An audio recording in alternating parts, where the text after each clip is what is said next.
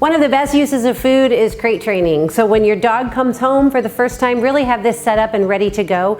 Use their food, use their water, get them going in and out of this crate so that they get used to it and we've got a nice positive experience. Oh, Sid loves her food. I'm gonna put the food all the way back in the crate. See how it forces her to walk in? I'm not closing the door on her, okay? Let her go in here. If your dog's eating twice a day, some dogs eat 3 times a day, maybe once a day. Encourage them to go into the crate to do it. Put the food in there, walk away. This is about creating trust. I'm not gonna close the door on her when she goes in there to eat. I'm gonna leave her water in there throughout the day and leave the door open so she can go in and out of this crate. And we start creating just a nice conditioned trust so that the dog knows this is a space where good things happen.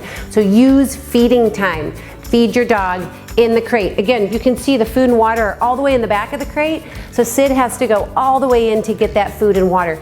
Again, door is open, okay? No problem. This is just where I eat. This is where good things happen. This is a nice, safe space for her.